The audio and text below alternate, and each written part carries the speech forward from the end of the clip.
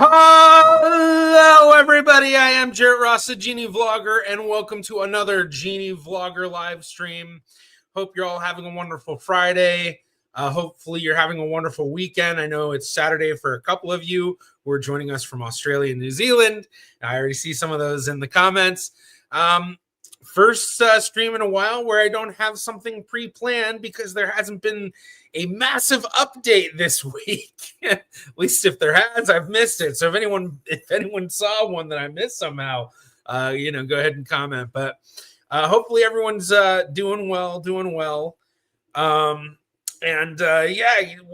kind of have a little just chat stream today, answering questions. So if you have questions, put it in chat, and I'll try to answer questions from chat. Can't guarantee I'll answer all the questions, but if you do a super sticker, I guarantee that I will answer those. And I really appreciate when people do that because it helps out the channel. First, let's do a little bit of a hello to everybody. I'm going to do kind of the new typical that I'm trying now of just, clicking through and, maybe stopping and focusing on a few people. But I definitely for a while there was taking like 10 minutes every stream to say hello to everybody. So hope you're all doing well. I see a lot of my regulars, Brian Nash from How We Got Here, Genealogy, Julia, and then a bunch of other folks that I've seen many a time in the chats. So and it's Halloween as well. Happy Halloween to everybody. It's actually pretty nice weather here in North Carolina. So yeah, it'll be interesting to see how Halloween goes tonight. So I'm invited to a couple of different things going on tonight. Not sure if I'm going to go to them though. I hate driving around on Halloween, with people walking around and all of that. Then also you get other craziness going on. En goedenavond.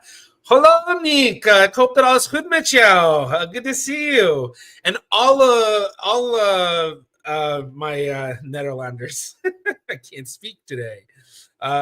So hello. How to find out what the weather was in the past online. I feel like you asked this previously, Tay, and I don't know if there's... I feel like I heard about an app on Steve Morse's website. So for those who aren't familiar with the Steve Morse genealogy website, it's just stevemorse.org.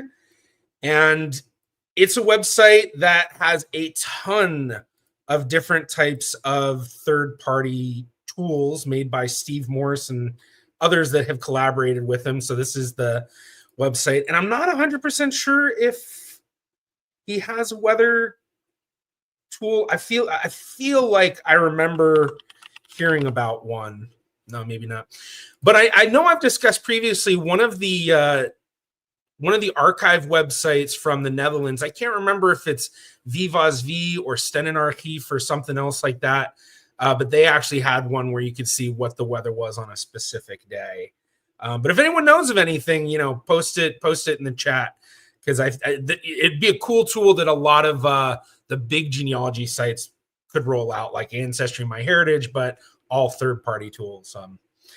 And our wonderful admin Charlie's in here. Hello, happy Halloween, Charlie. And then let's see, J&J.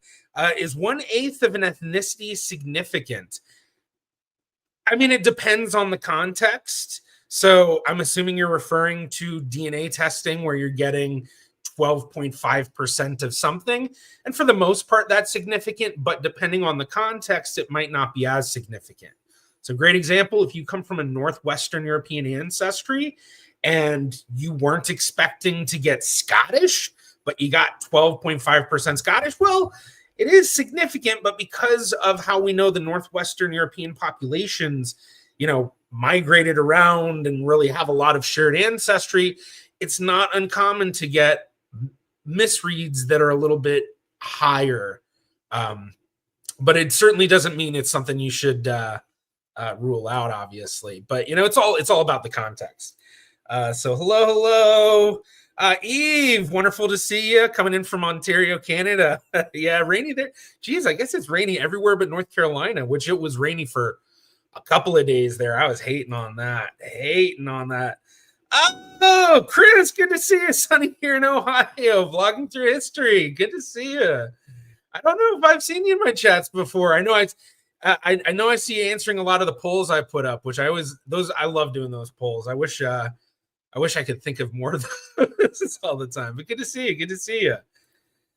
Neat. Custom clusters on Ancestry, or am I the only one with the new function?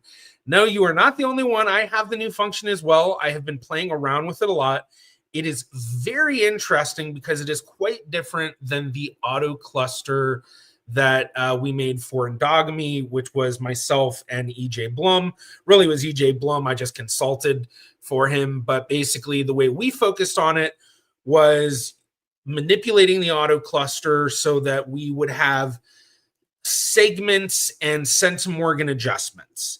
And I should probably say I'm getting really jargony here really quickly. So for those who don't know, an auto cluster is a tool which looks through all of your DNA matches and then organizes it into clusters. So auto clusters originally started by EJ Blum. This is his website, Genetic Affairs. And basically, Ancestry recently came out with their own. And with auto clusters, there's a lot of difficulties that come out of it because of a lot of, shared DNA in certain populations that are especially endogamous, meaning that people from that same population largely only have children with others from that same population. And so when you do an auto cluster, instead of getting these, very distinct clusters, you get this big, massive clump where everybody's related to everybody. And EJ and I came up with an idea of ways to manipulate that. So when Ancestry rolled out their tool, everyone was wondering, what's the custom cluster going to be? What's it going to allow? And actually, let's see if I'm going to see if my blurring tool works, so I can kind of show a little bit of this tool. But when we did it, as I've mentioned, EJ and I, our focus was shared segments, average size of segments of DNA shared, and a lot more related to that sort of thing.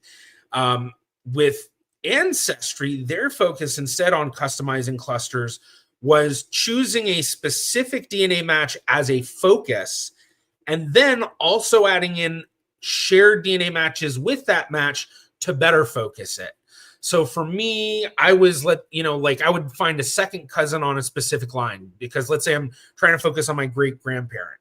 So I choose that second cousin, but then I actually want to focus not just on my great grandparent, but I want to focus on her father. So then I have a couple of other cousins from that father's side that are more distant. So I add them in as well. And then that focuses how they cluster things. They also allow you to choose the minimums and maximums of centimorgans shared.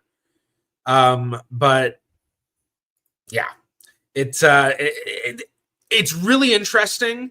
I think it's a really cool way to go about it, but I wish they would still also have the other option of manipulating average segment sizes and shared segment sizes and things of that nature. All right, so we're going to try the genealogy blurring tool.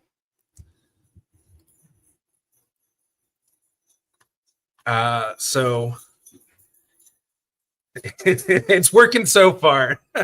So let's go. All right, so we start looking into your matches, blah, blah, blah, blah. I guess I should go through this for everyone. Yeah, we start by looking at matches on each side of your family who share 65 centimorgans to 1,300 centimorgans with you.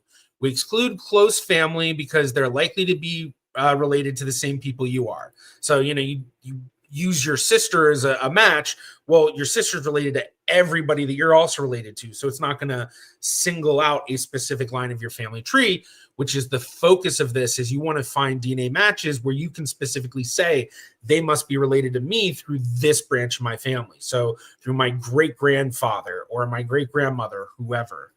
And then next we find matches in these groups who share at least 20 centimorgans with each other. This creates clusters of matches who likely share a common ancestor. So each cluster, you assume everyone in there, you build out their perfect family tree, and you will find a common ancestor. And you can add clusters to match groups you've created or make new groups, which is the new custom thing. You can also create custom clusters with specific matches in centimorgan ranges. And the centimorgan range they allow is, instead of having the 65 centimorgan minimum, they can bring it down to 20 centimorgan minimums. But the max is still 1,300. Ready to see your clusters? All right, now I'm actually going to take this off screen just to double check that it doesn't show any names I don't want it to show. Okay, perfect. All right. So this actually will give me a good example to show everything. So this is kind of what it looks like. So what you see here, let's see, is this large enough for everyone to read? Let's try to make it larger. All right. So you see here, each one of these is a custom run that I did under this profile. And one of the things that I found was a negative with the way they have the tool is, when I set up a custom cluster of specific matches, they don't give me the option to change the centimorgan amount throughout exploring it. So basically, in other words, you set the centimorgan amount in the beginning, and then it's set. To be able to change the centimorgan amount with the same matches, you then have to go in and run a new amount. So you can see I ran one for, this was the same people. I ran one for a 115 minimum, a 125 minimum, a 100 centimorgan minimum, an 80 centimorgan minimum. This is the same one at 50 centimorgans. And then, yeah, with this purple one, I ran twice as well. And so basically, it's like, there's a few things that they could do to get it a little bit better. So now it's going to do the clustering the matches. So this one has, oh, whoa, okay, let's take this down. All right. So this one has 54 matches. Let's see. It's not going to show, I don't think it's going to show the cluster, is it? Yeah, unfortunately, that blurring tool did not work as well as I thought it would. And it's actually making this thing flip out. So I'm going to see if I can find another way to look at these. This is one of the difficulties about trying to talk about DNA testing and genealogy and all this stuff, is being able to do it reliably without getting, accidentally showing stuff you don't want to. And luckily they do have this genealogy blurring tool that I forgot who came up with it, but it's not always on. So, all right. So yeah, so I can't really go too much more into it, but hopefully that kind of gets to the question, custom clusters, are they out there? I guess there wasn't even really a question. It's just, I guess there was, are they out there? So yeah, it is. So all right, let's see, I'm gonna scroll ahead. Oh yeah, that's right. Yeah, thanks, Jim. EJ Everett Jan Blom, auto segment split tool on GEDmatch Tier 1 was announced this week. So yeah, he's doing the auto segment split tool. I haven't looked too much into it. But the auto segment tool is one where it's focusing on shared specific segments between matches, because when you can triangulate segments, you can also triangulate you get better confidence, and you can triangulate it to specific lines. Sorry, getting a little thrown off. 1/8 is what Homer Plessy was, and segregation was based on that. Yeah, I mean, I guess, you go to specific time periods, and yeah, that 1/8 is going to depend, but that's also 1/8 in genealogical terms. And I think they were asking about DNA, but yeah, either way. Cousin. Hello, Catherine. Good evening. Hope you're doing well. All right. Let's see. I'm going to try to jump forward because I'm a little bit behind. Not terribly. All right. So this, I just saw this. I don't know the answer to this. The Tswana ethnicity, is it mixed with the indigenous Kwe and or Zam people, specifically the Bahuruche? South African question. And I do not know. Do not know. Sorry. But if anyone else in the chat knows, definitely answer. Yeah, when your family's from Eastern Kentucky, that's the issue. Everyone is related to everyone.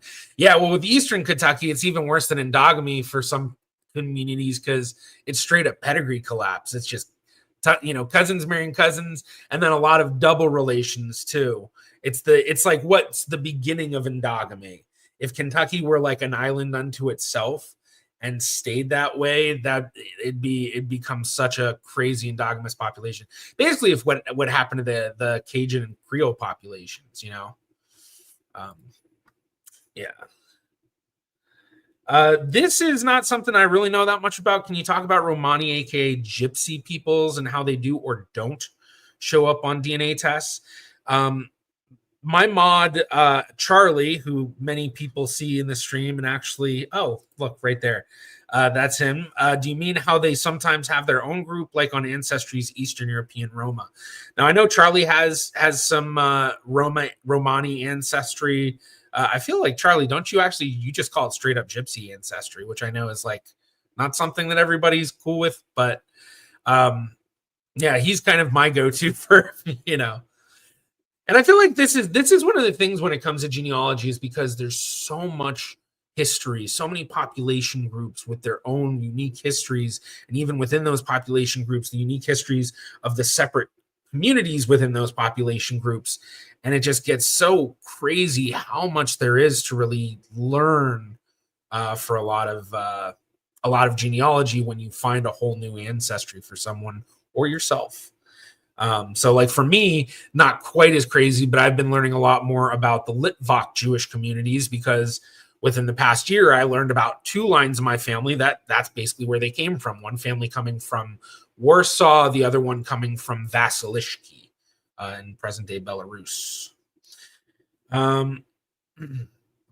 Okay, let's scroll through, see if there's any questions. Julia, what are the random gray pixels on auto clusters on my heritage and ancestry? My mom has loads. So I'd need to take a look at it to be 100% sure. But my assumption is you're talking about like where it's like a darker gray than like the default gray. And what that means is that those 2 people are shared matches, but their shared matching doesn't cluster with the clusters they're both associated with. So in other words, it's saying these 2 people are related, but we think it's more likely an outlier in that they're just related through a different line of relation than the way that you're related to both of them. So it'd be kind of like if you matched a second cousin of yours on your mom's side and a second cousin of yours on your dad's side, but they also matched each other. And even though they're from completely separate lines of your family, and they're matching just because they're related in a whole other way. And so that's what it means, I assume, but there's also the possibility that maybe you are referring to just the default gray. And then if it's the default gray, that just means that they weren't matching as shared matches. But knowing how much you're on here, Julia, for streams and stuff, I imagine you're talking about like the dark gray stuff. And our Portuguese contingencies here. Hola, Pascual. Late to the game. Yeah. And then let's see. AI such as ChatGPT does a pretty good job with historical weather and even provides the sources. So if you ask it, what was the weather in Louisville, Kentucky on January 10th, 1872, it will do it. That's a really good use for AI with genealogy. Still something, no matter what with ChatGPT, you always want to, double check. But yeah, that's a really, really good way to do it. Yeah, thanks for sharing that, Chris. Okay, yeah, Charlie. Mine shows up as Northern Indian and Pakistan and Egyptian on 23andMe, but I am only about 1% Romanichal. I don't know if I've ever heard that term before, Romanichal. It used to be Greece and Albania on Ancestry before they updated. Yeah, I remember when we went through your DNA recently on one of the streams, and I was like, "Wait, what's up with this 1%?" And you're like, "My Romani ancestry, duh." Yeah. Okay, let's see. Now this, how to upload my sister's DNA from her iPhone to my computer. I mean, your sister's DNA file, it's usually just a zip file. And within that zip file, it's usually just a text file or a CSV file, comma separated values, which when you look at it, it'll be like a number of the SNP or the location on your genome. So it'll be like RS578924. And then you'll see an A and a T or a C and a C or a G and a G or whatever. And that's literally just this base pair, this spot on your DNA and the base pairs associated with it. And so if you download it to your iPhone, you should be able to send that file in any sort of way. I mean, I would imagine if it's through an iPhone, you could do drop it. I don't actually have an iPhone, so I don't airdrop it. That's the term, I think. Or just send it connected to an email or something like that. Hopefully it should work. I don't know if there's companies that do anything for DNA raw files beyond zip files that are text files or CSV files, unless you're talking whole genome sequencing, and then you're talking about BAM files and CRAM files and other things, because whole genome sequencing are files that have all 3 billion plus base pairs, and that's a lot of data. So those files are massive. Yeah, Hedrick, thanks for answering my question. You both made my day. Off to my work now. Rewatch tonight. Have a great day. Awesome people. Awesome. Well, I hope you have a great day, Michael. Thanks for joining. Okay. So yeah, I know you said 1/8. It depends on the context. So what if I get on my DNA results 1/8 Japanese and 1/8 Mexican? Is that significant? Well, like I said, it all depends on context. And by context, I mean, what is your overall ancestry? Now, reading what you're saying, I'm guessing these aren't actual results because you're not ever going to get 1/8 Mexican. At best, you might get 1/8 whatever indigenous American they have for Mexico. I don't know how they're defining it presently, and each company defines it differently usually. But usually with Mexican, it's usually kind of a split of things because the Mexican population is made up of people of all sorts of ancestries. But let's say that you come from a largely European ancestry that's, Northwestern European, your ancestry is Irish and English and Welsh. And then you get 1/8 Japanese, and then we'll say 1/8 indigenous American. That would be very, very significant. And even more, that would likely indicate that you have a great-grandparent who's probably Japanese and a great-grandparent who was probably Native indigenous American. Possibly you could call them Mexican because they may have come from Mexico. But yes, that would be very significant. Now, if let's say that this was someone that was coming from a Brazilian ancestry, well, that 1/8 indigenous American for that 1/8 indigenous America tied to Mexico isn't necessarily going to be that significant because it would make sense that someone in Brazil might have that sort of ancestry. But the 1/8 Japanese would still slightly stand out, indicating a great-grandparent of Japanese ancestry. So when we talk about these admixtures from a genealogically relevant standpoint, the whole idea is to look at the percentages and to get an idea, does it match what we know about the ancestry? And if so, then we just continue with our research and admixture doesn't really help out. Or is there something that does stand out that would indicate a possible ancestral connection that we don't have any indication to otherwise based on our ancestry? So yeah, so the 1/8, it really depends on that context of the entire results. And that's one of the reasons, if you watch some of my reactions, some of the videos where they'll just give one result on screen and then they'll take it away and put on the next result and you never see the full thing, I'm always like, show the full thing. Just show the full thing.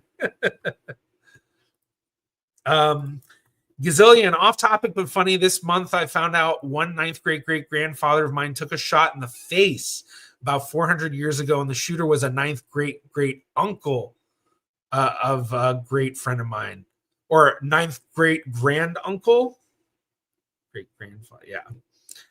Which, funny enough, that that relates to that poll I ran recently. When you talk about your grandparents' siblings, you refer to them as great aunt and great uncle or grand aunt and grand uncle. And I think most of us fall into the camp of mostly using great aunt and great uncle, but we realize that grand aunt and grand uncle makes much more logical sense because then you can keep with the generations. Because if you use the grand system, your grandparents' siblings are your grand aunts and grand uncles. Your second great grandparents' siblings are your second great grand aunts and grand uncles, etc. Whereas if you do just great, so your grandparents' sibling is your grand aunt or uncle, and then your great grandparents' sibling is your second great aunt or uncle, and then your second great grandparent sibling is your third great aunt. So it doesn't keep up. So yeah, just fun thing to mention. Brian, how can the custom clusters on Ancestry be genealogically useful? So the custom clusters can be genealogically useful when you pinpoint the matches you choose to a specific side of your family, especially one that you're trying to figure out more about. And what this does is focusing on those custom matches, so doing the custom cluster, makes it so that the results you get very specifically must be tied to whatever line of ancestry those DNA matches were from. So, if you choose your purely paternal line of your family to, you choose a second cousin, that's a purely paternal second cousin. So you go up to your second great or your great grandfather, and then one of his other kids' descendants. And then having other cousins from what you know as your purely paternal side. And then when you look at the clusters, you're not wondering, okay, of my entire family, which side is this on? Specifically, okay, not only is it my paternal side, but it's my purely paternal side. It's my, grandfather's father's side. And so it helps in pinpointing that. And then with the clusters, each cluster that you get, the assumption is that if you built out all of their family trees perfectly, you would be able to find a common ancestor or a common ancestral couple that they all descend from. And so for people that do the clusters that have already done a lot of genealogy, and especially know they have a lot of DNA matches that they've confirmed, when you do the clusters, usually you can see a lot of distinct clusters right off the bat, which you instantly recognize. Oh yeah, those are all of my cousins from my Moscow side, and those are all of my cousins from my Nunes Faz side, and those are all of my cousins from my Ross side, and etc. But then if you don't know a cluster, and you know all these other clusters, well, then it's like, okay, well, what's this part of the family that I didn't know about? And so when you have those matches, you start researching them in the hopes that you will find those shared ancestors. So hopefully that helped answering it. There is a lot more to it as well. I saw Dan Edwards commenting about, for having the 20 centimorgan lower limit,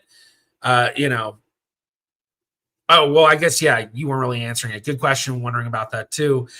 With the 20 centimorgan lower limit, I mean, I don't know if it'll necessarily be that helpful to go that low, but I think it's going to be helpful to be able to go lower or higher than 65 centimorgans.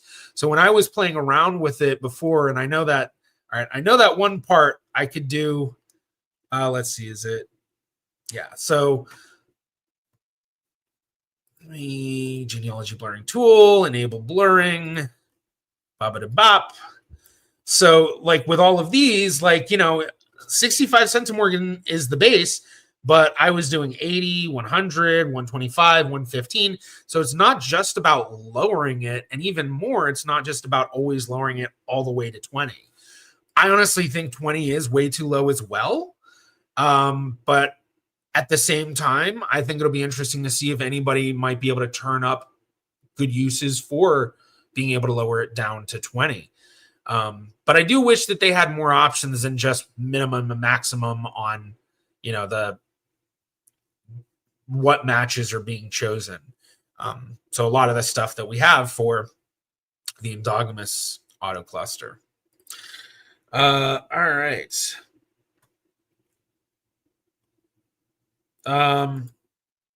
Nobody, I hope you will see and answer my question, even if offline. I can't find the reference. If you have a question and I missed it, you can post it in chat again. Like I mentioned before at the beginning of the stream, I, may not be able to answer all questions, but I do guarantee that I will answer every question that's connected to a super sticker, which I also highly appreciate because it helps support the channel. But beyond that, I can't guarantee I'll answer questions. And then I never answer questions offline, except in my Discord and Reddit every once in a while, just because one, I don't have the time. If I answered every question people sent me, I'd be spending hours a day just answering questions. And that's the reason why I started these streams was like people have questions all the time. Well, let me use this as a way to do that. So if you do have a question, just post it in chat again. If I see it, I might be able to answer it. I might not see it. Sometimes these go fast. But yeah, if you're messaging me like privately emails and stuff like that, I almost never answer those because I just get too many of them between my Instagram, my Twitter, my Facebook. I mean, I'd literally be spending hours, and some people, they send an entire novel. They send, if I put it in a Word document, it'd be like 20 pages long. It's like, I wish I had the time. I wish I could help everybody, but I just can't, So, but that's why I have these streams. So,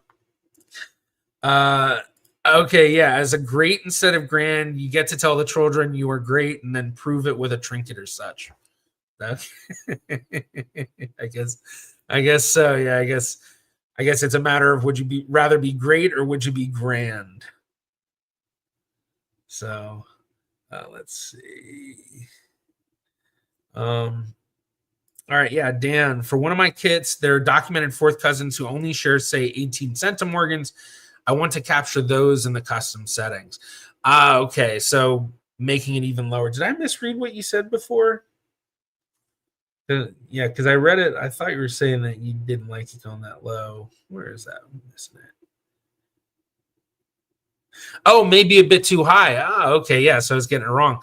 Yeah. I mean, that's actually not a bad idea. I mean, I will say I see that too. When you have a lot of DNA matches where like you have 3 generations of the family you've tested, and you see, you're matching grandma, 200 centimorgans, and then you're matching, the daughter at, 90 centimorgans, and then you're matching the granddaughter at like 12 centimorgans, and it's like, that 12 centimorgan match is true because her mom's matching way more and her grandma's matching way more.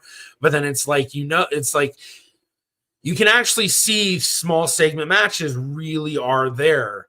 But the difficulty when it comes to small segment matches is really just the matter of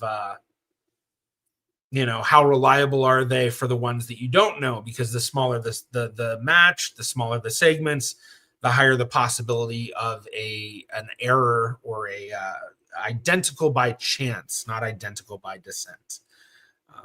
Yeah. So, all right. Oh, and yeah, I saw Charlie post this. So for those who don't know, we have a Discord server. There's the invite link. Very active server. A lot of people helping each other out. I try to jump in and help out every now and again, and it's kind of my place every once in a while when I want to, chat with the community and stuff. That's where I go. So every once in a while, you can catch me in there and chat with me.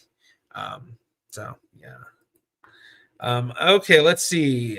Was wondering where the comment you made about North African percentage was and what it meant.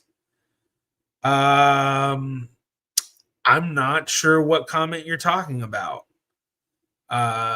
About North African percentage was, I don't remember what you're talking. I don't know if I've talked about anything North Africa this stream, unless it was from something else. I don't know. unless I'm losing it. So, yeah, if you can clarify, let me know. Let's see. RC. Recently, I found out that my maternal grandparents related to each other because my grandfather and father of my grandmother are third cousins 1 times removed. How, therefore, are my grandparents exactly related to each other? What would that genealogy be? So let's see. I don't know. My maternal related to each other because my grandfather and the father of my grandmother. So then how are your grandparents related? So, well, I guess with third cousins 1 times removed, there's a little piece we're missing. And it's something that I've seen people argue about with renaming how 1 times removed is. And that's, we don't know where the generations lie. So with 1 times removed, we don't know if we need to go up or down to get to the even generation per se. So if it's third cousins 1 times removed, that would mean that your grandfather and grandmother are either 4th cousins, or they are third cousins 2 times removed. Because, yeah, if the generations are off, it could be the other way. So my guess is it's probably more likely 4th cousins, because the grandfather and the grandmother are getting married, then they're probably similar generation of the family. But at a 4th cousin distance, that is enough time that the generations could get it off. So it could go either way. But yeah, basically there was an argument that I've seen of like, there should be third cousins once removed up or third cousins once removed down. So, once you get to your third cousin, their children are your third cousins once removed. But then, if you look at your parents' third cousins, they're also your third cousins once removed. but your parents' third cousins are one generation up, whereas your third cousin's children are one generation down. So that's kind of the argument. But the thing is removes are already very confusing for most people, and you throw in, removed up or removed down, people's minds are going to explode trying to understand genealogy. And there's some like English is one of the languages where they really get specific on genealogical relationships. But then you look at some other languages and it's very vague, like Dutch, nicht and neef, or neef, not neef. What am I saying? Nicht, which is a female niece, and neef being a nephew, are also the names for cousin. So if I said, hoi neef, hello cousin, or hi nephew, hoi nicht, or the plural nichtha and nefa. So it's like, so there's a lot of languages where there's not a lot of nuance with the terms for how people are related. So, all right, hopefully I got that right. Hopefully that made sense. I'm pretty sure I got that right, but yeah. All right, so interesting, Jim. I called Ancestry about my grandaunt's misphased chromosomes. They acknowledged that it wasn't a problem with my MP selection and was an actual error, would need to retest to fix it. Interesting. Yeah, so one of the things that Ancestry is boasting about is their auto-phasing tool, which phasing is just when you take somebody's DNA and you figure out what came from mom and what came from dad. Because when you look at every spot on your DNA, there's a base pair, what's known as a nucleotide. So you'll have AA or AT or CC or CG or GG or whatever. And so at each spot, there's two letters. One came from mom, one came from dad, but there's no way to figure out which one came from which. So phasing is their way of figuring that out. But it's interesting to see that, Jim, not only did you notice that they were way off, which I'm guessing you probably have a ton of people tested and it was like, things are not making sense. This is not right. And so, yeah, I'd be curious to see if they give you more information about, like, what was going on that caused the issue. Definitely share it at some point. That'd be very interesting. But it's at least good to see that they're willing to acknowledge when there's that error and work to fix it. So, yeah, I have fourth cousins who are about the same age as my nan. Actually, for my family, I have a lot of second cousins on my dad's side who are as old as my dad or older than him. So, and they're his first cousins once removed. So yeah, it's not uncommon for a big generation gap to happen in some families. Yeah, Brian, I agree. It should almost be once removed and one X added, depending on the individual you're talking and where the generations are counted from. Yeah, because it can get a little confusing when it's, it's like, well, which is it up? Is it down? Is it, yeah. So, all right, I saw this. Can you explain how to use clusters to narrow down a certain generations back for breaking brick walls about as far back as it's useful, if you didn't already cover that? So I did actually kind of talk a bit about that. Not sure how recently you got in here. And that's actually what I have pulled up. This is the new custom clusters on Ancestry. But I mean, basically, when you're doing an auto cluster, the aim is to take each cluster that you're given and start building the family trees of every single match in that cluster. And the aim being that as you build their ancestral family tree, you should start to notice similar names, similar locations, and eventually the same people, because they should have shared ancestors. And so that's really what you do to use clusters to narrow down. But with the custom cluster on Ancestry, that's where it seems like you might be able to, narrow down a specific lines of the family. It's still new. Lots of people playing around with it all. So we'll have to see how useful it truly will be overall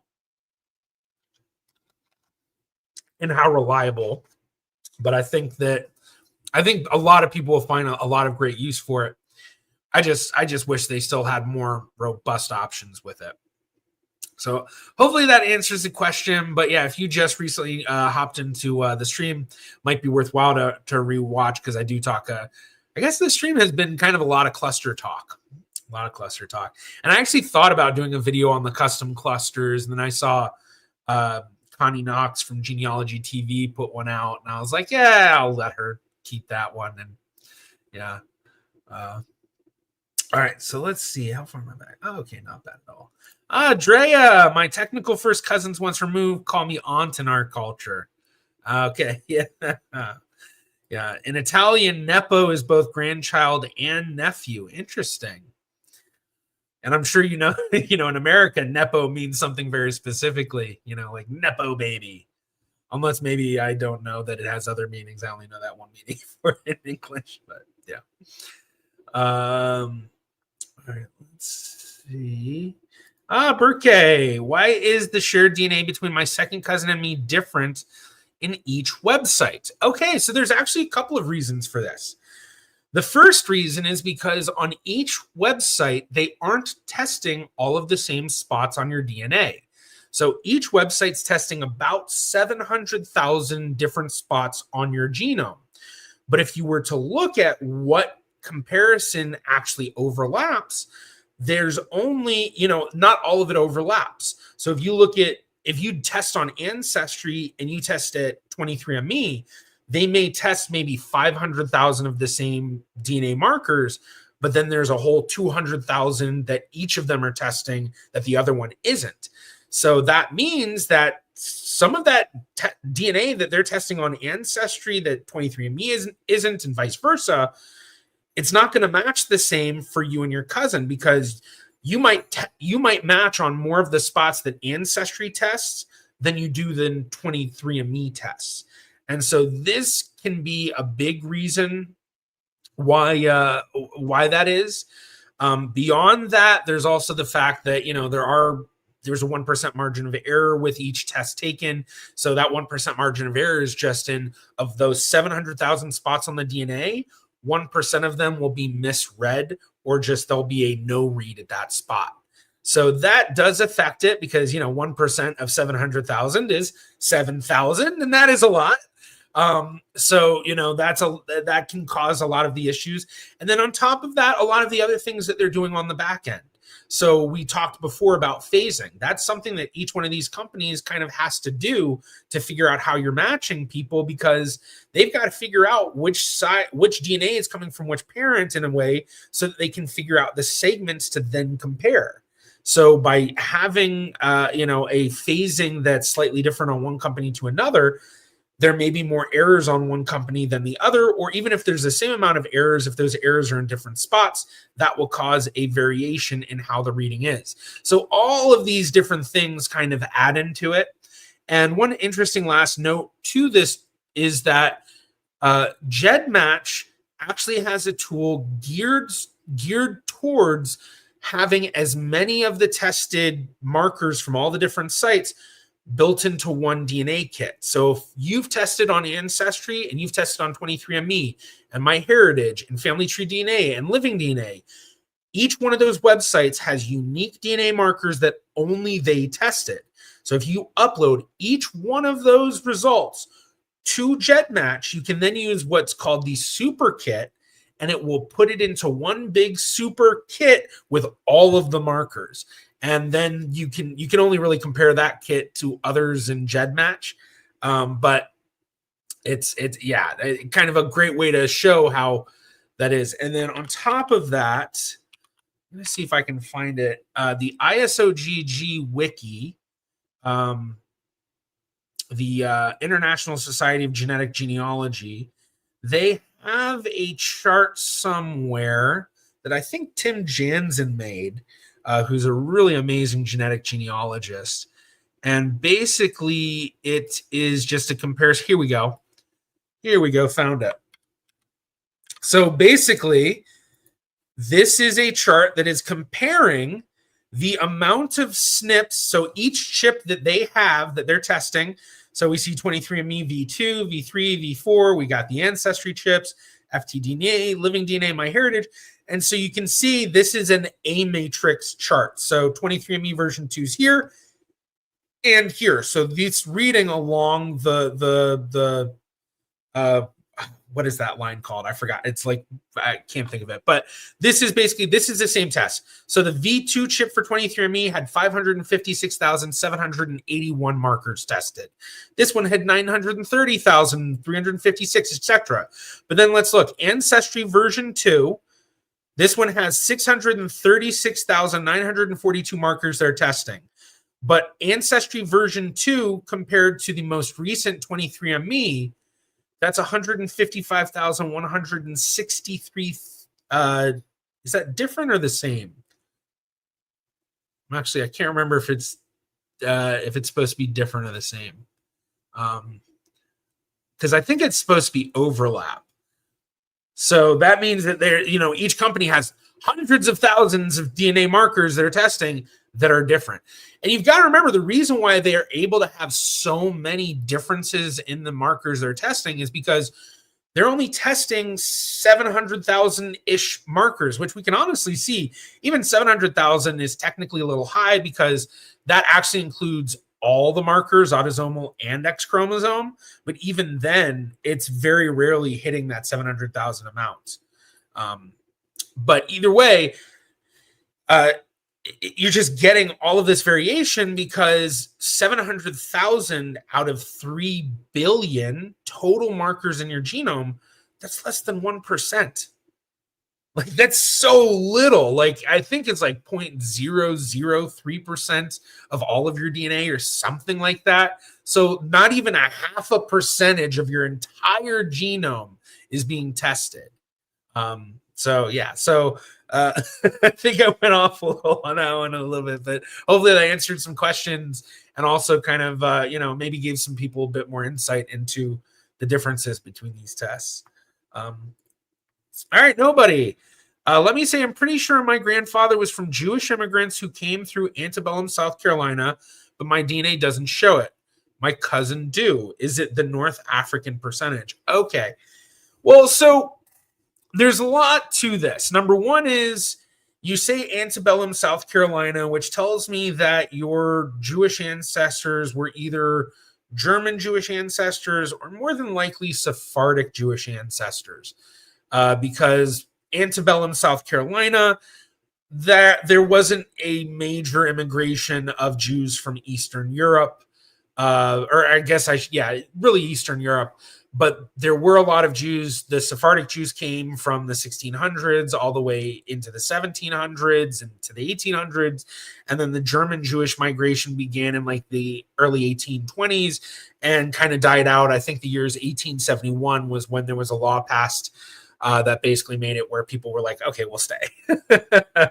But that's one thing. So that tells me that, for one, this is going to be an ancestor that's very far back. And this is a perfect time to put up the banner of this is how much DNA you should expect from certain ancestors. So if your most recent Jewish ancestor was a fourth great grandparent, there's a possibility you might not share any DNA with them.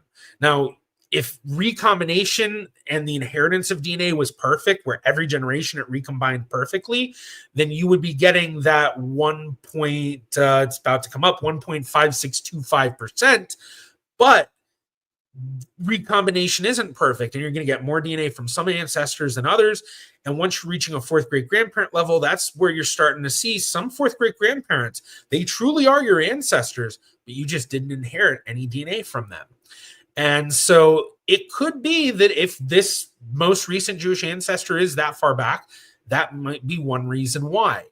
Now, in terms of being able to say that North African ancestry is from the Jewish ancestry, I don't think you can confidently say it, but it certainly is a hypothetical. It is a possibility, I guess it would be a better way to say it. So it's not something that you could rule out, but it certainly is not something that you could say for certain. Now, if you can then start doing DNA painting, see where this North African percentage lies within your genome, and then the line that you expect this Jewish ancestry to come from, if that segment is matching up with the segments that you're sharing with your relatives from that same side, then that could be an indication that that North African is representing your Jewish. But even then, you still can't confirm for sure.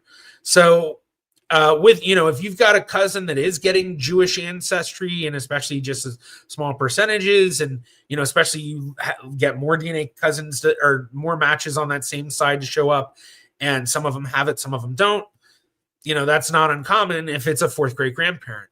Great example is the video I did on Matt Baker from Useful Charts. He had an ancestry through Nova Scotia that traced to this family Levy. And the story was that they were Jewish, and even more that they descended from this famous guy from New York named Moses Raphael Levy. And so in doing the research, Matt had done a lot of DNA testing, for a lot of people, they've seen his videos on that, but he's given me the access to those. And with 23andMe results, I could see all of his relatives that still had the Levy name, their Y-DNA haplogroup tied directly to what's known as the Levy modal haplogroup, or the Levite modal haplogroup. Basically, it's this haplogroup for the Y-DNA where they've been able to define that all of these Jews from the Levy family. So this is an actual article about it, that the Y chromosome evidence shows very consistently and very well that they trace to an ancestor that lived sometime about like 2,000 to 3,000 years ago. And all of them have this Levite, ancestry. And so for Matt, he had all of these cousins with that Levy name who had that haplogroup tying in. So that was a really great thing. But on top of that, when I looked at a lot of his cousins that we knew descended from the Levy family, which there were a lot because he descends from the island of Tanakuk, which is in Nova Scotia, where it had serious pedigree collapse and endogamy going on. I think pretty much every ancestor of Matt's, he descends from at least like a dozen times, including the Levy family. But basically, it was a common thread throughout all of them to have like 1% or 2% Jewish. Matt didn't have any Jewish in any of the percentages that I saw, any of the ancestry tests. But that's probably just because through his line, that, Levy DNA just was recombined out. Whereas for other family lines, the recombination it stayed in. So, all right. Hopefully that helped. I've been chatting away. So let's scroll down a bit. Okay, what are your recommendations when you have a pedigree collapse and shared ancestors on two lines in the family tree, because your grandparents are related? So I guess you're really asking what's the recommendation for like going through your DNA matches when you have known pedigree collapse and shared ancestry. And really it's just about being very cognizant and careful as you go through. So every time you find relatives from one of these lines where okay, based on the pedigree collapse, I'm going to have to be related to them in two ways recently, then when you look at how much DNA you're sharing, you need to understand that that's both relations kind of adding together. But at the same time, it's really important if you're doing any sort of DNA painting and things like that, where, you're going to run into issues, and there's going to be a lot of tools that just are going to feel almost useless to you, like the auto clusters and things like that. But, there may be ways to overcome that. We have the endogamy auto cluster version through GEDmatch's tier 1 tools, which is great, but it's not necessarily great for pedigree collapse stuff. And there is Banyan DNA, which, Banyan DNA came out to serious hype. And then it just kind of seemed to like die down. It seemed like a lot of the people that were really hyping on it, like I was all about, like, it was like, I love the idea of this. I think there was a lot to it that got oversold that they couldn't actually do. And I don't know the nitty gritty of it, but I know that kind of, this was one of those things that like started out really great, great momentum. I remember going to the Laura, not Laura. I can't think of her name. I was going to say Laura Diamond, but that's not who does this website. But the genealogist who did this website, she did a talk at Roots Tech a couple of years ago, and it had like 200 people in the room, maybe, or something like that, and everyone was so excited about it. And I remember her using the Targaryen family tree from Game of Thrones as like an example. But basically, the whole idea with Banyan DNA was that you'd be able to utilize this for pedigree collapse and multiple relations and things like that. Oh yeah, there we go.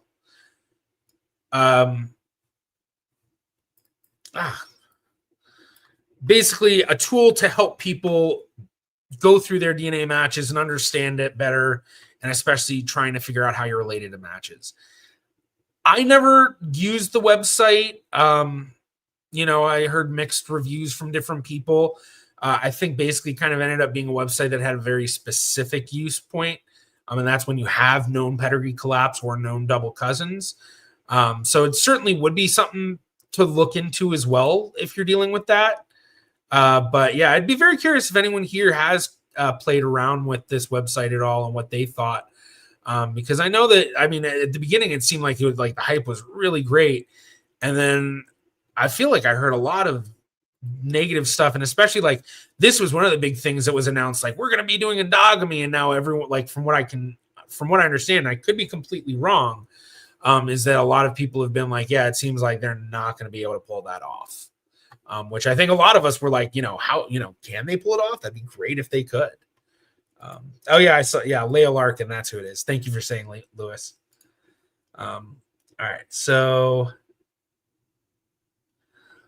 gonna click through. So, oh yeah, Brian. Yeah, Tana Cook is very endogamous. Yeah, it was quite an interesting. Quite interesting research to be able to do. That's one of the things I do really love about doing the YouTuber Family Tree series is, working with these YouTubers with all these varying ancestral backgrounds, and then really getting to not only dive into it, but then, getting to present it to them in the audience, and like, learning about these areas. And, Tana Cook is such an interesting place with a rich history. And honestly, I mean, a lot of the history that, Matt had in Nova Scotia, like the ties to Chester and all of that was really interesting. His family tied to the story of the Chester raid or whatever, where they had all these women and children and people pretending to be redcoats and whatnot to scare off the American privateers or whatever it was. So yeah. All right.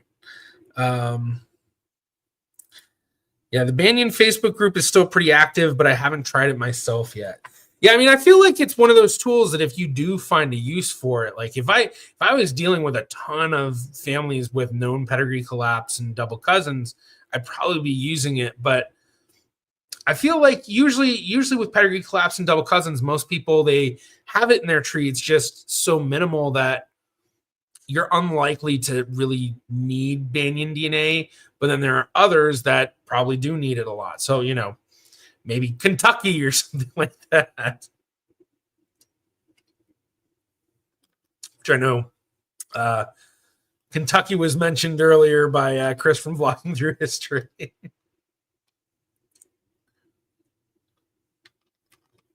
I'm not sure if he's still in here or not. So, all right. So, I miss Glenda. I test more Irish than either of my parents according to Ancestry. I added half of each as Irish and came out with more than either alone. Yeah, well, I mean, if that's the case, it sounds like basically you just inherited a large majority of your parents' Irish ancestry. Because, you only get 50% from your parents. And so you might end up getting, a large majority of it that was from their Irish side. So, yeah.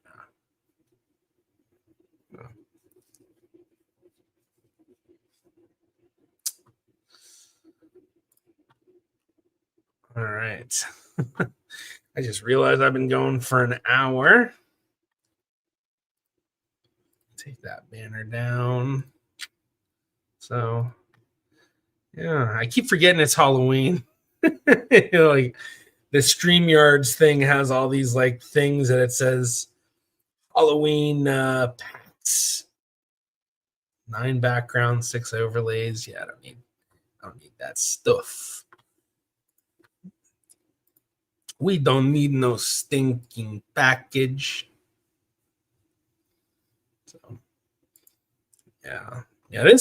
I find this so interesting that, this long line of, Levite ancestry actually having the DNA backing it up.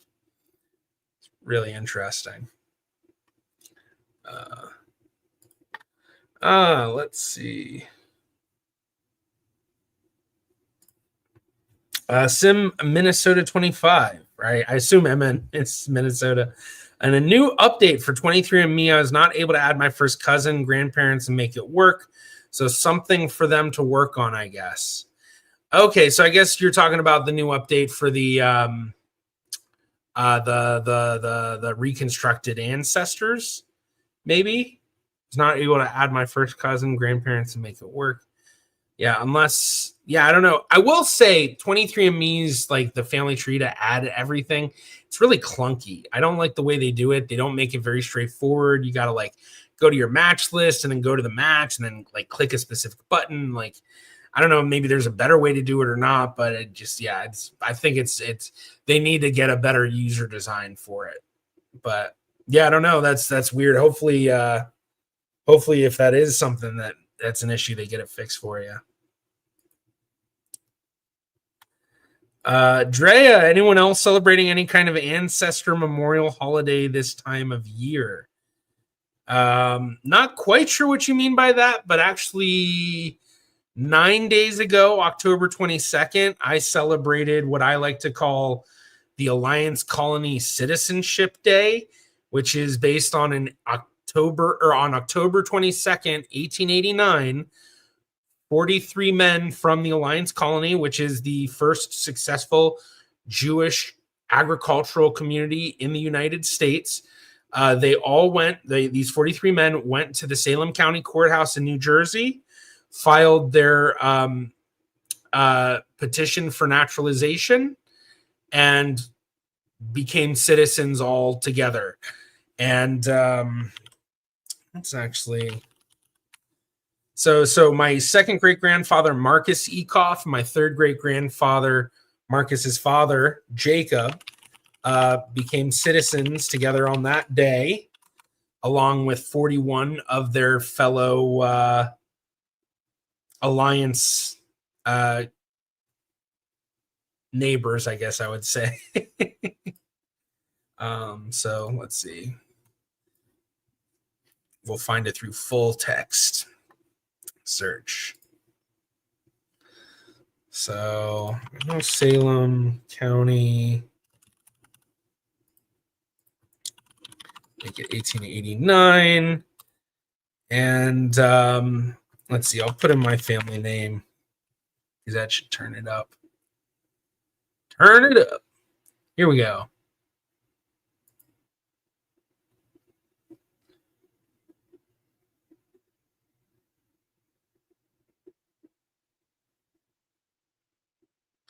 Okay, so this is the index in the book, but all we need to do is go to number 30. And okay,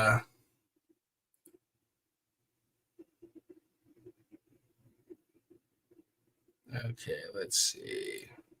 So it's a little bit past this.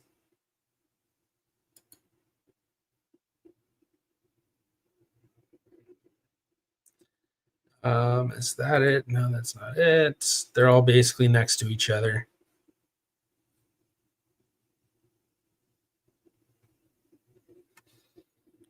Okay, here we go. So here's the start of it. So here's the first ones, October 22nd, 1889. And so these were all people that were part of that community. Solomon Luberoff, Lieb Levinsky, Mendel Goldstein, Elias Stavitsky, which the Stavitsky family is well-known family there. A lot of these are well-known family there. Moses Levin, Laser Persky, which very interesting note. Laser Persky's third great grandson, I think maybe it's a little different, but one of Laser Persky's descendants was in my graduating high school class here in North Carolina, and we were only in a class of 101 people. And I don't think we knew that we both descended from the Alliance Colony when we went to school together. So that's kind of a cool thing. And in fact, Laser Persky is buried right next to my third great grandmother, Rebecca Ecoff, who's the wife of Jacob Ecoff. This is my third great grandfather, who signs in Cyrillic. So Yaakov Ecoff, for anyone who can read Cyrillic. And then, this is his witness, George W. Leach. And then here he's signing again, Yaakov Ecoff. And then Joseph Rudnick. Yeah. All right. I'm not going to click through every single one, but I'm gonna go until I find my second great grandfather, Marcus Ecoff. Now, interestingly enough, actually, my namesake comes from Jacob Ecoff. My Hebrew name is actually Yaakov, and it's named after my great-grandfather Jack, who is named after his grandfather, Jacob Ecoff. So, and there we go, my second great-grandfather, Marcus, signing in English. Although you can tell based on the way he signs, like that B, that looks like such a Cyrillic, like you can tell that Cyrillic, training that he grew up with, definitely showing through there. So, yeah. Burke, for the longest time, I've tried to understand where my ancestors are from in Crimea. I think I found out finally. This cousin told me that their neighbor was Chekhov. Interesting. Yeah, glad to answer. Yeah, definitely bookmark it, re-listen, and be sure to give it a like, and be sure to subscribe if you haven't subscribed. Writing Genealogy 95. If you can travel back in time, which ancestor would you like to meet and why? That's a really interesting one. That, for me, that's always such a tough one because it's like, there's so many. But I think the one that I would want to do that, I think the one that would be number one on my list would be my ancestor Jacob Nunes Vaz, who was the first of the Nunes Vaz line in Amsterdam. So he was born in 1697 in Livorno, Italy, and then moved to Amsterdam in the 1720s, gets married to a woman named Judith Valkeo or Van der Valk, if you want to go with the more Dutch style of her name. And then, they live in Amsterdam. So this is his page. They live in Amsterdam. He does bakery work as far as we can tell, or at the very least, he's the one he's part of like the team of people doing, matzah and stuff like that. And basically he does that until 1740 when he disappears from those records. And it seems that he went to Livorno, Italy, because then in 1742, March 4th of 1742, we find him coming up in the list of people deceased in Livorno. So this is the list of those deceased in Livorno, March of 1742. And here we can see him right there, Jacob Abram Nunes Vaz from Amsterdam. So it actually even says from Amsterdam. So there was only one. So it has to be him. And for a long time, when I first started this research, we did not know when he passed away. But for the longest time, he has been for the longest time, he was the oldest ancestor I knew in my family. Now, I know a lot older ancestors now, not on this line specifically, because, we know his father's name was Abraham or Abram. We just don't know exactly the details about his father beyond that. But basically, he's kind of, for the longest time, he was always my focus of like, he's the brick wall I want to get over. And still to this day, technically, we still have not confirmed who his father was, though I have a very good idea of who it likely was, which was a Dr. Abram Nunes Vaz, who had a son named Moishe Nunes Vaz, which actually I have this project on here where I discuss that. And I say it's believed Abraham is to be Dr. Abram Nunes Vaz, but still have to confirm it. But I think he would be the number one on my list. I think that would be the case. He'd be number one. So, wow. Well, people weren't enjoying that. I just clicked back onto to the page that shows me the stream numbers, and it like dropped 20 people while I was talking about that, apparently. Oh, okay, Drea. Thinking like Day of the Dead, but in the Philippines, we have a holiday called Undas this time of year that's basically same energy. Yeah, interesting, which, I mean, from my understanding, Dias, why can't I say it? Dias de los Muertos. Day of the Dead. Why can't I say it?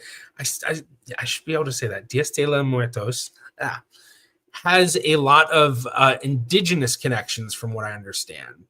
So not as much on the Spanish side. So kind of interesting, even though like with the Philippines, I think a lot of people would default to, Spanish connection.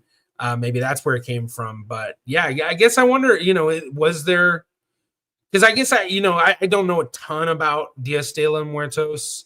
I've learned a bit, and probably the most I know is from watching Coco, which is one of my favorite Disney movies. A great genealogy movie for anyone who hasn't watched it. Like, actually, that movie reminds me so much of my own family, because the story is like Coco is this really old great grandmother of the protagonist, and her father died when she was really young. And then in my family, my great grandmother lived to be 109, and her father died when she was 7. So she lived 102 years without her father. And when I saw Coco, the parallels were like just smacking me in the face. So it was just like, whoa. Yeah, great movie. So, but yeah, I think it has indigenous connections from my understanding. So, yeah.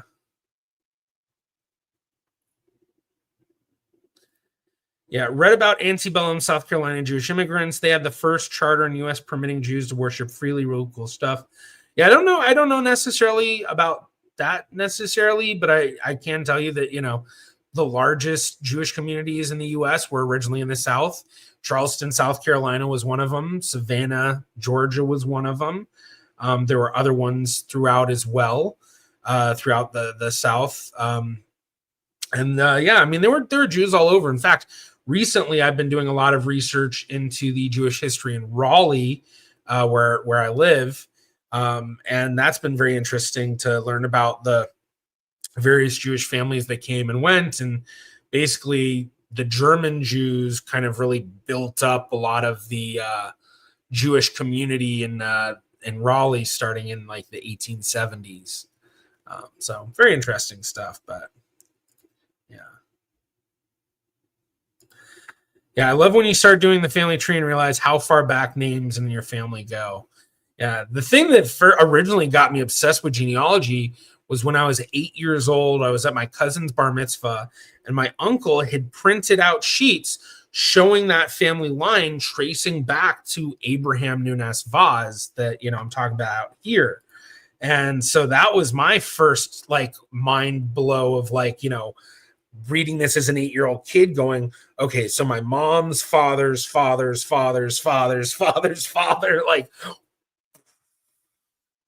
and that's when I first really got into it. And cousins on my dad's side, got me some family tree software, family tree maker. I don't know if it was my parents or maybe it was another cousin. They ordered me the Ancestry CDs because back then in the mid 90s, the thing that Ancestry sold, or at least that I remember, was you'd buy CDs that were record sets. So you'd like order a CD of like the 1910 census, or like a CD with like the Social Security index up to whatever point or something like that. And hit brick walls really quick. Really, really quick. All right. Oh, I just saw this. And you're related to the DePinto family also. Yes, I am related to the DePinto family. For anyone that's been to Amsterdam, the DePinto house still stands.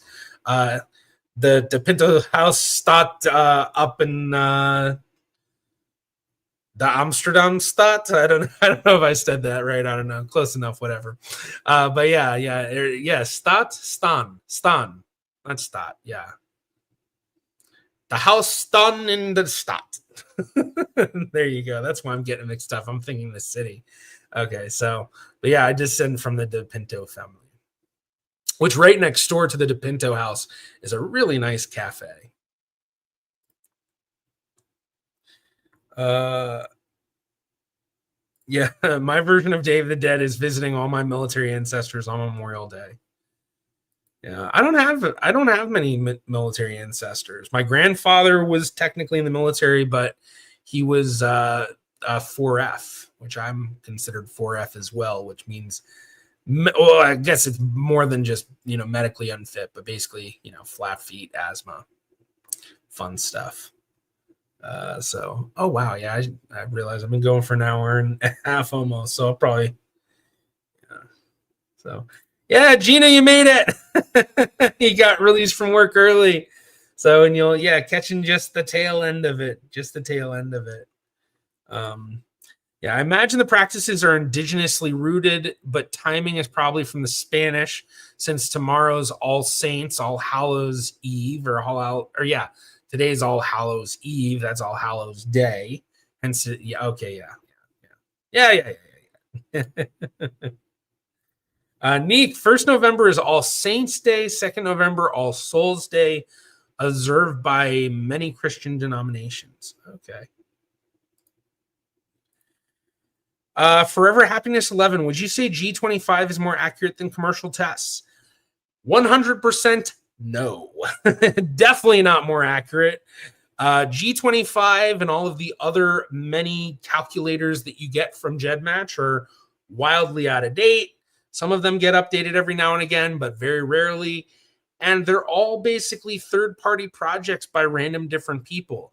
And some of those people that even created those projects, I've seen some of them have blogs where they've come out and said, I can't believe people are still using this. It's so outdated.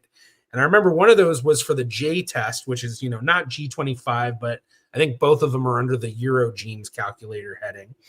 And basically, the person who made that, like in 2019, was like, this is outdated. And that was 6 years ago. They said it was outdated. So yeah, most of those are very outdated. And honestly, when you start falling into the game of going from one to the other, trying to see which one's more accurate, you kind of lose the whole point of the admixtures genealogically, in that they're just a starting off point to actually figure out your true ancestry, because they're not going to tell you it. They're going to give you a very vague idea. And all you're doing by looking at one calculator to another is you're just looking from one blurry image to another. And so it causes people to really get lost in the weeds. And in reality, you're much better off building your family tree and learning about your true ancestry. Now, of course, that's not going to be something everybody's going to be able to do easily, but at the very least, I think it's something worth trying. And as someone who has worked as a search angel, helping adoptees and people with unknown ancestry to find their biological family, it is something that you can do. But it's not necessarily, like I said, it's not always going to be easy. But yeah, I mean, for the people where really you only get the admixtures, I do kind of understand that, jumping from one to another to another to another. But yeah, G25, not really as accurate than the commercial test. And then when it comes to the commercial tests, depending on which one and your ancestral population, it might vary which one's quote unquote better for you. But in all reality, I think they're all kind of equally as good. I know some people probably don't agree with that. And it's not, I'm saying that they're exactly equal, but it's like they all have very similar errors, but they all still give you a decently good vague idea of things, but some better than others for some populations. So yeah. All right. I'm just kind of reading the last couple of things. Oh yeah, Gina, your husband's grandma lived to be 103. She was in college when she was 99 years old. Oh, that's cool. That's cool. Yeah, I've only had 2 relatives who made it to 100. One paternal great-grandmother lived to 102, and my maternal great-grand-uncle lived to 101. So I've had 3. Both of my maternal great-grandmothers. So my maternal grandfather's mother, she's the one that lived to be 109.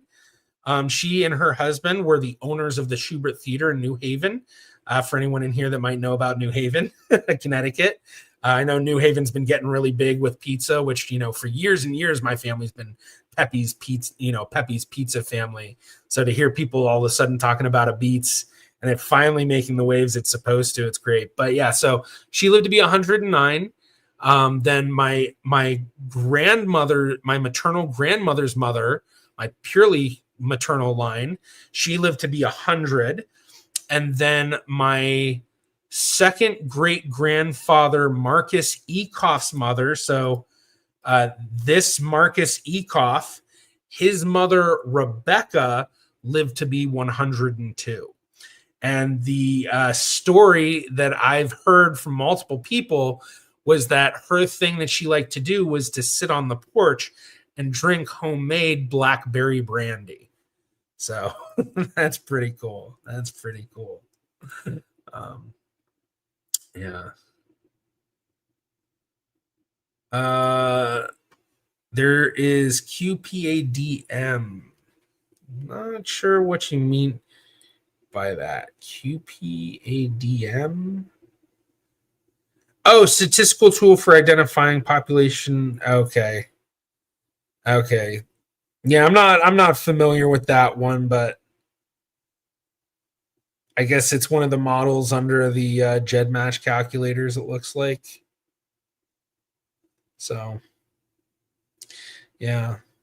But then again, like I say all the time, I'm really not that into the admixture calculators. I honestly, biggest reason I talk more about or talk so much about them is just because, this channel, and it is something that greatly interests a lot of people, as much as I'm not as big of a fan of it. There are a lot of people that are big fans of it, but I'm always pushing to get people to be bigger fans of actual research in their family. So,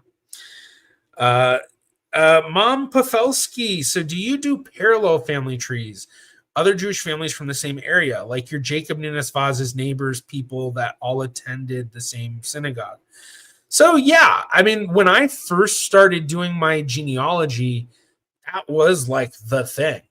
Build out everything I knew and then build out their spouses' trees and then, build out even, any person from the community that might interest me, start building their tree. This was actually one reason why I ended up doing a lot of research at one point on Michael de Espinosa, the father of Baruch Spinoza, because, I was getting asked about him from some of my friends because they were like, "Oh, Amsterdam Jews, that's what I know." And so I was looking it up and I was like, "Yeah, I want to see, what's the deal with them?" I was like pulling up tax records and stuff. But yeah, so I mean, there's always an interest in doing that stuff for me. I'm not able to do it as much now. So, great example, the Alliance Colony, the records I have here.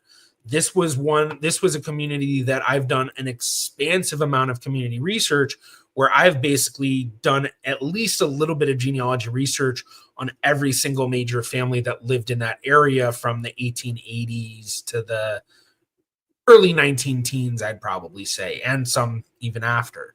So, this is what's known as fan research, friends, associates, and neighbors. And that's an extremely, extremely useful method for doing research. So, all right. Oh, it's not in GEDmatch. Okay. So, yeah, I just don't know about a lot of those calculators. So, all right. Well, with that, I think I'm going to go ahead and call it for the stream. We're doing about an hour and a half. So, thank you everybody for joining today. As always, after the stream, I guess not as always, kind of more of a recent thing I'm doing. I want to send you all off to go watch a video that I've done in the past. And so I'm going to pull it up now. The one I'm going to send you all off to go watch, and be sure to comment and say, hey, I got some from here, is the one I was talking about Matt Baker's family tree, tracing to Tana Cook and Chester and places like that. And so the one that I'll choose is the colonial Jewish records and using DNA to prove Jewish ancestry. So be sure to go and check that out. I've got that posted in the stream. And then, of course, be sure to give this a like, subscribe if you haven't. And if anyone's looking for consultations, be sure to send me an email. Always have consultation spots open. And yeah, I think that's it. I don't know if there's anything else I should be shouting out or calling to any more calls to action. So you all have a wonderful weekend. Thank you so much as always. I'll see you next Friday, that's something to say. Next Friday, for those of you that are going to be in Europe, the stream's going to be an hour earlier than usual because we have daylight savings time here in the US. So it's going to be different. So yeah. Tot vachende vrijdag. Doei allemaal. Doei.